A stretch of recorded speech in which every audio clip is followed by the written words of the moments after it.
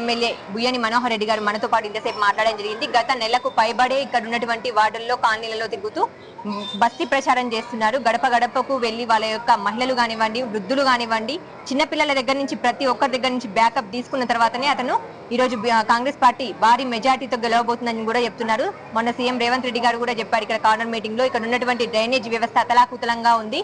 10 ఏళ్ల బీఆర్ఎస్ పాలనలో ఇప్పటి వరకు ఏ ఒక్క దగ్గర కూడా అభివృద్ధికి నోచుకొని వార్డులు కూడా చాలా వరకు ఉన్నాయి. డ్రైనేజీ పొంగి పొర్లి పిల్లలకు విష జ్వరాలు వచ్చే అవకాశం కూడా ఉంది. ఆ డ్రైనేజీని అంతటిని వచ్చిన తర్వాత జూబ్లీహిల్స్ లో కాంగ్రెస్ పార్టీని గెలిపించిన తర్వాత అటు డ్రైనేజీ వ్యవస్థ కానివ్వండి, మిగతా సంక్షేమ ఫలాలు కానివ్వండి, ఇక్కడ ఉన్నటువంటి కాలేజీలు కానివ్వండి, స్కూళ్లు కానివ్వండి, అన్ని రకాలుగా నవీన్ యాదవ్ ఆధ్వర్యంలో భారీ బడ్జెట్ తో ఇక్కడ సంక్షేమ ఫలాలు అన్నిటినీ అభివృద్ధి చేస్తామని కూడా మన రేవంత్ రెడ్డి గారు చెప్పడం జరిగింది.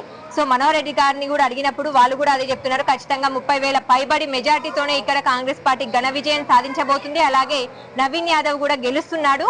అప్పుడు మనం సంబరాలు చేసుకుంటామని కూడా చెప్తున్నారు. Thank you very much.